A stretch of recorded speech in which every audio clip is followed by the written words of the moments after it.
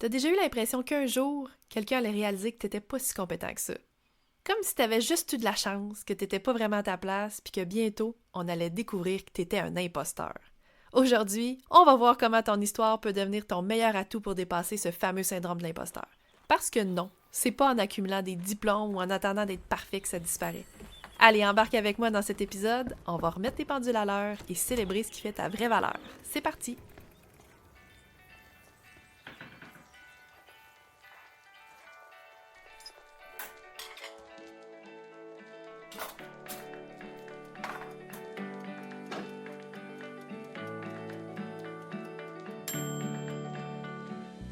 Bienvenue dans notre village virtuel où chaque entrepreneur est un artiste qui colore le monde à sa manière. À ta couleur, c'est le rendez-vous où on jase de storytelling puis de personal branding, mais avec une twist. On le fait au service des petites entreprises locales. Ici, on célèbre l'unicité. Chaque entrepreneur que je reçois a réussi à enflammer les réseaux sociaux avec son histoire puis sa personnalité unique en son genre. On va décortiquer comment ils ont réussi à tisser des liens solides avec leur communauté, à créer un impact majeur puis à forger une marque qui leur colle à la peau. Que tu sois à la tête d'une petite entreprise locale ou que tu sois un solopreneur, ici c'est ta nouvelle maison puis il y a une place pour toi dans notre village. En solo ou entre voisins, la porte s'ouvrira à des invités ou même à des figures locales qui ont réussi à faire de leur entreprise ou de leur petit coin de pays le nouveau point de rendez-vous de la communauté. Alors rentre, fais comme chez toi et laisse-toi inspirer.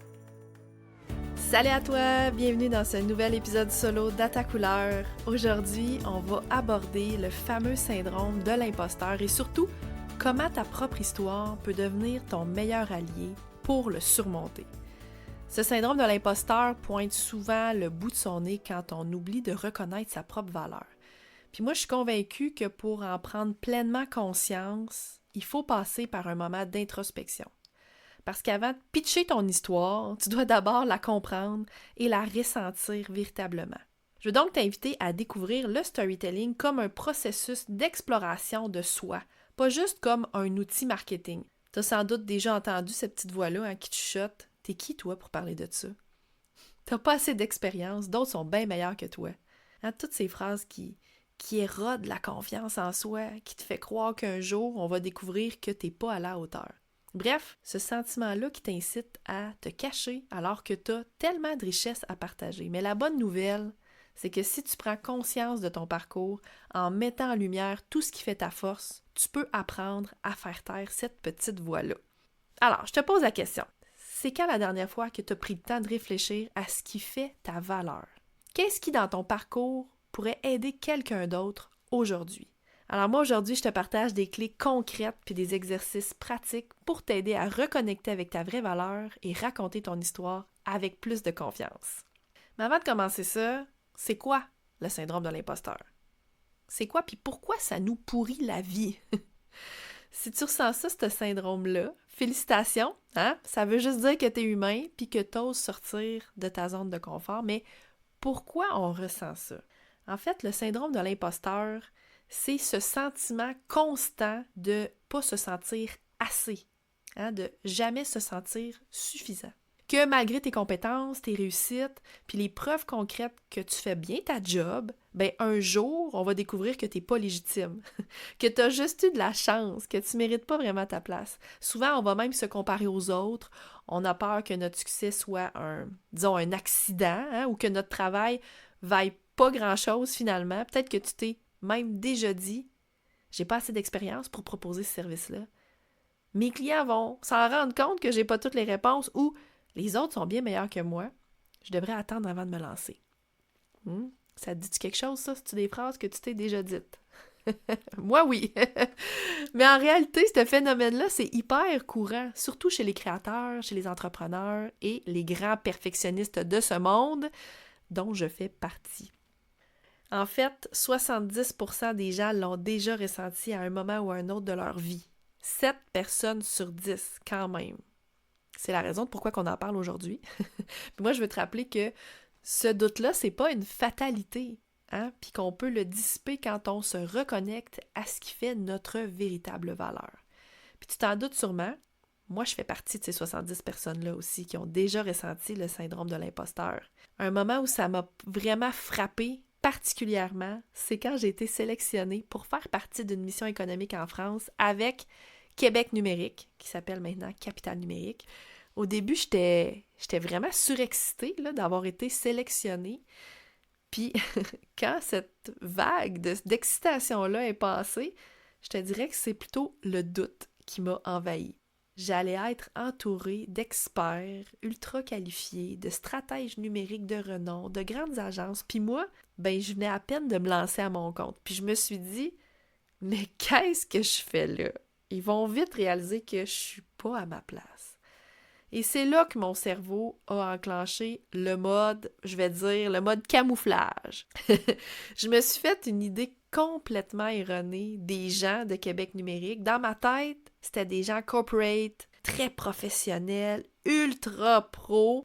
Alors, mon réflexe a été de vouloir compenser. Donc, j'ai rempli ma valise de vestons, de vêtements très propres, là, un petit peu trop sérieux, disons, pour la voisine, parce que je me disais que je voulais fitter avec le reste du groupe que je connaissais pas, là. Je dois t'avouer que je les connaissais pas encore. La première fois que je les ai vus en personne, c'était au moment de prendre l'autobus qui nous amenait à l'aéroport, là, pour la mission économique. Donc, je voulais ressembler à eux, mais de l'image que je me faisais d'eux aussi. Pour moi, une mission économique, c'était hyper sérieux. Fait que, c'est ça. J'ai rempli ma valise de vêtements super propres, des talons, des vestons, des pantalons propres. Puis il faut dire que moi, je voyage toujours très léger. Alors, j'ai vraiment utilisé juste une petite valise de cabine, tu sais. Je me suis pas amené 150 kits, on s'entend. Donc, j'avais vraiment que des vêtements propres. Sauf que, surprise, le premier jour, je débarque. On avait rendez-vous, en fait, dans le lobby de l'endroit où on habitait pour la première journée, vraiment, où on faisait des rencontres avec des entreprises, des entrepreneurs. Et là, moi, j'arrive habillée avec mon veston, mes talons, mes pantalons propres, puis tout le monde est en jeans, en t-shirt, avec des souliers sport. Je dois te dire que là, je me suis dit, et là, tout le monde est en jeans, en t-shirt, en souliers sport. Puis moi, j'étais avec mes talons, mon veston, mes souliers propres. C'est moi qui détonnais le plus de la gang. Je me suis dit, oh my God, voyons, qu'est-ce que j'ai pas compris. Puis là, c'est ça, hein, j'ai compris quelque chose d'essentiel à ce moment-là. C'était pas mon look qui allait me donner de la crédibilité. C'était pas mon nombre d'années d'expérience qui allait faire que ma présence comptait. C'était mon histoire. Oui, c'est vrai qu'il y en avait qui avaient beaucoup d'expérience en agence qui étaient là. Certains avaient travaillé sur des gros projets d'envergure, mais moi, j'avais quelque chose qu'aucun d'eux n'avait. C'était un regard unique sur le développement des territoires, grâce à mes 11 ans d'expérience à la MRC des Chenaux aussi, d'ailleurs, que j'avais fait en tant que salarié avant de me lancer en affaires. J'ai une approche très ancrée dans la proximité, dans la connexion, dans l'humain. Alors que dans le monde du marketing numérique, on parle beaucoup en chiffres, en performance. Donc, j'avais une perspective très terrain. Moi, je viens d'un petit milieu rural, puis ça m'a permis de voir vraiment le numérique autrement. Ça me permet encore aujourd'hui de voir le numérique autrement. Donc, tout ce qui me faisait douter de ma légitimité, en réalité, c'était ma plus grande force. Puis, tu sais, c'est quoi qui est le plus fou dans ça? C'est que c'est exactement la même chose avec ton histoire. Le syndrome de l'imposteur, ça nous fait regarder du mauvais côté. Ça nous pousse souvent à nous focaliser sur ce qui nous manque plutôt que ce qu'on apporte réellement. Puis ça nous empêche de voir nos pépites. Moi, cette expérience-là, d'avoir des vêtements beaucoup trop propres pour la mission économique à Angers, ça m'a ouvert les yeux sur quelque chose de bien plus grand. On se sent pas légitime parce qu'on essaie de prouver quelque chose aux autres. On se sent légitime quand on comprend réellement ce qu'on porte en nous, ce qui nous rend unique, ce qui fait notre force. Puis c'est exactement ça que je veux te transmettre aujourd'hui à travers l'épisode. Le storytelling, c'est pas juste un outil pour vendre, c'est un moyen de se reconnecter à soi, de prendre conscience de sa valeur, puis d'oser la partager. Alors au lieu de te demander « est-ce que je suis vraiment à ma place?», demande-toi plutôt « qu'est-ce que mon parcours peut apporter aux autres? Qu'est-ce qui, dans mon histoire, mérite d'être raconté? » Puis là, petit fun fact, même les plus grandes personnalités ont avoué ressentir ce syndrome-là. Savais-tu que Beyoncé, Michelle Obama, Albert Einstein ont déjà dit qu'ils ressentaient le syndrome de l'imposteur?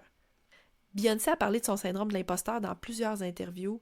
Elle a mentionné à quel point, malgré son succès, encore aujourd'hui, elle a parfois l'impression de ne pas être à la hauteur. Michelle Obama, elle, dans une intervention dans une école de Londres en 2018, a dit, et je la cite, « J'ai encore un peu de syndrome de l'imposteur, ça ne disparaît jamais. » Puis concernant Albert Einstein, il a confié à un ami, et là je le cite, « L'estime exagérée dans laquelle on tient mon travail me met parfois mal à l'aise.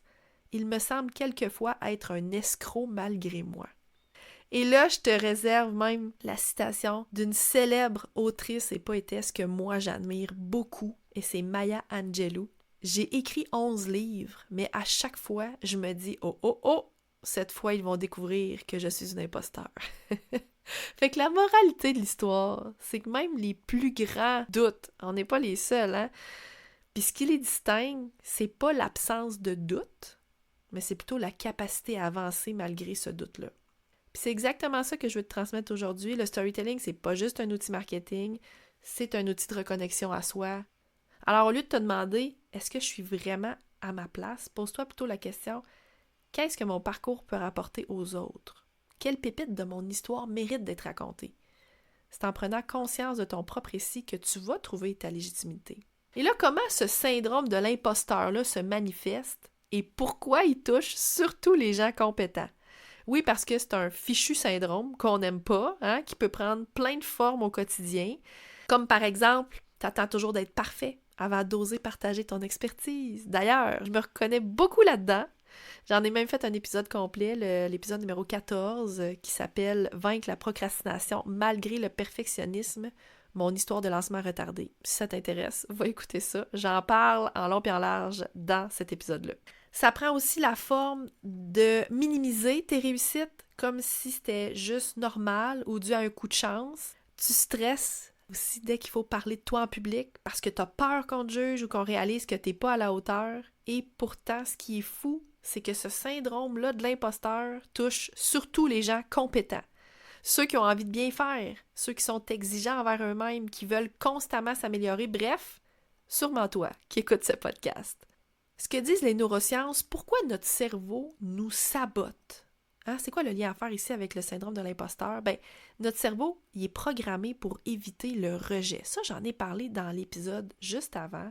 Les blocages qui nous empêchent de raconter notre histoire, ben, c'est parce que notre cerveau, il est programmé pour éviter le rejet. Il fonctionne comme à une époque où l'humain là, devait survivre en groupe. Là, on parle de milliers d'années en arrière. Puis où être exclu du groupe, ça signifiait un gros danger de mort. Donc, dès que tu fais quelque chose de nouveau, il y a comme une alarme intérieure qui s'active dans ton cerveau. Attention, si tu prends la parole, on pourrait te juger. Si tu racontes ton histoire, tu pourrais être critiqué. Bref, résultat, on se freine nous-mêmes pour éviter ce fameux danger alors qu'il est rendu totalement imaginaire à l'époque à laquelle on vit. Et d'où ça part, ce syndrome-là? Bon, là, il y a comment notre cerveau fonctionne, ça, c'est une chose, mais il y a aussi tous les conditionnements qu'on a entendus ou auxquels on a été confrontés dans notre enfance, par exemple. On nous répète souvent « Sois humble, ne te vante pas ». C'est vrai, l'humilité, c'est une belle qualité, on va se le dire. Ça nous permet de rester ouvert à l'apprentissage, de respecter les autres, de garder un certain recul. Mais le hic avec l'humilité, c'est que ça nous pousse souvent à minimiser nos compétences, à taire nos réussites, puis dans certains cas même, parfois à dénigrer nos propres capacités. Puis là, ben, c'est le piège de tomber dans l'auto-sabotage. Puis ça, l'auto-sabotage, c'est un terreau fertile pour le syndrome de l'imposteur. Donc si toi, t'as grandi en attendant, c'est mal vu de parler de soi. On se met pas de l'avant, c'est de l'orgueil. Attends que les autres reconnaissent ta valeur. Si tu as entendu ces phrases-là, c'est pas étonnant que l'idée de raconter ton histoire ou de mettre en avant tes forces, ça te semble être prétentieux. Donc, ce qui arrive, c'est souvent ces personnes-là vont pas oser parler de ce qu'elles font de mieux. Elles se sentent imposteurs à chaque fois qu'elles prennent la parole. Pourtant, on n'a pas besoin d'être parfait pour être crédible. Notre authenticité, le fait d'assumer nos forces puis nos vulnérabilités, c'est beaucoup plus attirant qu'une façade impeccable. Mais à force d'avoir appris à rester discret, on finit par douter de sa valeur au point de se freiner dans ses ambitions. Puis là, c'est une humilité forcée dans ce cas-ci qui devient comme une alliée involontaire au syndrome de l'imposteur parce que ça t'empêche de réaliser l'impact que tu pourrais avoir si tu assumais ton potentiel. Quand tu comprends pourquoi tu es légitime, comment tes expériences t'ont forgé, puis ce qui fait ta singularité, tu peux parler de toi avec justesse. Puis ça, c'est pas de se vanter Puis c'est pas non plus en s'effaçant. Parce qu'au fond, être humble, ça veut pas dire ne jamais parler de soi. Pour moi, être humble, c'est admettre que tu as encore à apprendre, tout en étant conscient de ta propre valeur. C'est là que réside la vraie clé pour dépasser le syndrome de l'imposteur. Accepter ce qui fait ta force, rester ouvert à la croissance, puis inspirer les autres grâce à ton authenticité. Puis là, pourquoi je te parle du syndrome de l'imposteur puis du storytelling aujourd'hui? C'est quoi le lien? C'est quoi le rapport entre les deux? Bien, la réponse, c'est que ton histoire peut devenir l'une des clés pour t'en libérer. Souvent, quand on parle de ce fameux syndrome de l'imposteur, on oublie un aspect essentiel, c'est qui est directement lié à la manière dont on se perçoit. On a tendance à minimiser nos accomplissements, puis à comparer notre parcours à celui des autres, mais quand on regarde de plus près notre propre chemin, on se rend compte que nos réussites sont pas du tout le fruit du hasard. Chacune de nos expériences, que ce soit dans ton entreprise, ta carrière, ta vie personnelle, contient des preuves concrètes que tu as déjà tout ce qu'il faut pour être là où tu es présentement. Quand on évoque le storytelling, on pense bien souvent à la façon de communiquer à l'extérieur, à comment mieux parler de soi aux autres. Pourtant, te raconter ton histoire à toi-même, c'est l'un des plus puissants outils de développement personnel qui existent. Le syndrome d'imposteur nous fait souvent oublier tout ce qu'on a déjà accompli. C'est pour ça que c'est hyper important de revisiter nos succès, nos défis surmontés, puis même nos erreurs pour les voir sous l'angle de l'apprentissage. Puis là, quand tu traces le fil rouge de ton parcours avec tes études, tes expériences personnelles, professionnelles, tes moments de déclic, de bouleversement, bref, toutes les pépites qui font un bon arc narratif, tu réalises à quel point t'es pas arrivé ici par accident, ton bagage est beaucoup plus riche que tu l'imagines. Ce qui te semble, toi, normal aujourd'hui, ben en réalité, c'est le fruit de plusieurs années d'évolution. Puis c'est justement en te reconnectant à tout ça que tu peux commencer à déjouer le syndrome d'imposteur. Là, j'aimerais ça que tu te rappelles que ton vécu, c'est ta plus grande force. Personne d'autre a exactement la même histoire que toi, bien sûr. Puis t'as pas besoin de diplôme ou d'une reconnaissance extérieure pour te sentir légitime sur ton sujet. Ce qui compte, c'est ton expérience réelle, ce que tu as appris, ce que tu peux transmettre à partir de là. Si tu as traversé une épreuve puis que tu en as tiré des enseignements, ben t'es légitime pour en parler. Au lieu de te dire « Ah, je suis pas un expert », rappelle-toi plutôt « Je suis passé par là, donc je peux aider quelqu'un qui est encore au début. » Ce qui te semble évident aujourd'hui, quelqu'un d'autre a besoin de l'entendre. Parce que raconter ton histoire, c'est pas juste parler de toi. C'est avant tout transmettre quelque chose qui peut inspirer et qui peut aider les autres. Puis c'est là que la magie opère. Quand tu comprends pleinement la valeur de ton parcours, tu te libères peu à peu du doute qui te murmure « tu n'es pas assez ». On réalise pas toujours à quel point on a évolué avant de prendre le temps de raconter son parcours. Alors, petit exercice rapide ici, fais la liste des 3 plus grands défis que tu as surmontés, puis qu'est-ce qu'ils t'ont appris. Tu vas voir là à quel point, déjà, tu vas avoir une inspiration. Le deuxième exercice que je te propose, c'est le pourquoi moi inversé. C'est quoi ça, le pourquoi moi inversé? Bien, au lieu de te demander pourquoi moi, demande-toi pourquoi pas moi. Écris une phrase qui commence par « Je suis légitime pour parler de ça parce que… » 3 petits points. Complète la phrase. Par exemple, je suis légitime pour parler du storytelling, non pas parce que j'ai lu des tonnes de livres sur le sujet, mais parce que j'ai aidé plusieurs dizaines d'entrepreneurs à raconter leur histoire et à obtenir des résultats. Plus tu collectes des preuves tangibles de ta légitimité, plus tu vas chasser cette voix-là qui te murmure « t'es pas assez ». Un autre exercice que tu peux faire, c'est de raconter une mini-histoire qui montre ton évolution. Donc en 3 étapes. La première étape, fais une liste des moments où tu as eu peur, où tu as douté, où tu as hésité, mais que tu as quand même avancé. Et là, reformule ces expériences-là en leçons, en mettant en avant les forces que tu as découvertes en toi à chaque étape. Donc, par exemple, ta résilience, ta persévérance, ta créativité. Et après ça, à l'étape 3, relie ces forces-là à ton activité actuelle. Comment ces forces-là, comment ces traits-là t'aident encore aujourd'hui à faire avancer ton projet, ton entreprise ou même ta vie personnelle à l'heure actuelle? Par exemple, au lieu de dire « j'ai échoué à tel projet », tu pourrais le reformuler en disant « grâce à ce projet-là, ben, j'ai appris à mieux structurer mes idées puis à valoriser mes forces ». Tu vas voir là, qu'en faisant cet exercice-là, ton storytelling va déjà être rempli, disons, de preuves tangibles que tu es légitime, que tu mérites de prendre ta place, puis bien sûr que ton histoire vaut la peine d'être partagée. Dernier exercice que j'ai énormément utilisé en 2024, c'est de se trouver un mantra. D'identifier une phrase, une valeur ou une cause qui nous anime particulièrement dans le moment, mais des fois, c'est quelque chose qui nous anime depuis des années aussi, puis c'est quelque chose qui traverse parfois tout notre parcours au complet. Moi, par exemple, mon mantra en 2024, là, c'était « Mieux vaut fait que parfait ». Ça, j'en ai parlé aussi dans mon épisode 14, à quel point le perfectionnisme m'a souvent figé, m'a souvent fait stagner. Mieux vaut fait que parfait, c'est un mantra qui m'a suivi, puis qui m'a, disons que j'ai utilisé comme une boussole pour me rappeler pourquoi j'étais légitime, pourquoi c'était suffisant ce que j'avais à apporter. Et c'est ce qui m'a permis d'ailleurs de m'aider à lancer Pépite d'or. Donc voilà, je t'encourage vraiment à faire au moins un des 3 exercices que je te propose aujourd'hui. Puis j'aimerais bien ça, que tu me tiennes au courant de ce que ça t'apporte. Tu peux venir m'écrire en DM, par courriel. Ça me fait toujours super plaisir de poursuivre les discussions de mon podcast de l'autre côté. En conclusion, je te dirais que le storytelling, c'est pas juste un moyen de se démarquer, c'est un véritable processus d'exploration puis de transformation.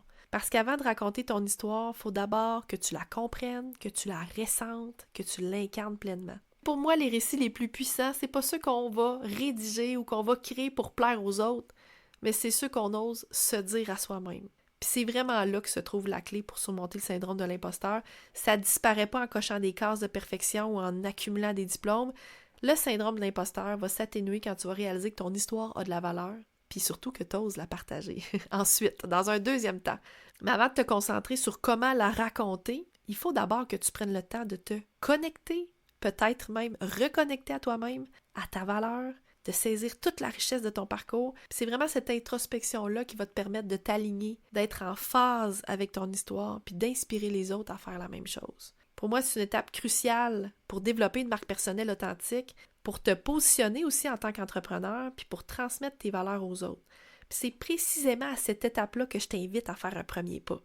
Je t'ai préparé une masterclass gratuite, un espace où tu vas pouvoir commencer à explorer les pépites cachées de ton propre parcours. Cette masterclass-là s'intitule « Comment les pépites de ton histoire peuvent devenir ton meilleur argument de vente » ou je dirais plutôt « peuvent t'aider à vaincre ton syndrome d'imposteur ». Le lien pour la visionner est dans les notes de l'épisode. Je te dis un gros merci d'avoir écouté À ta couleur aujourd'hui.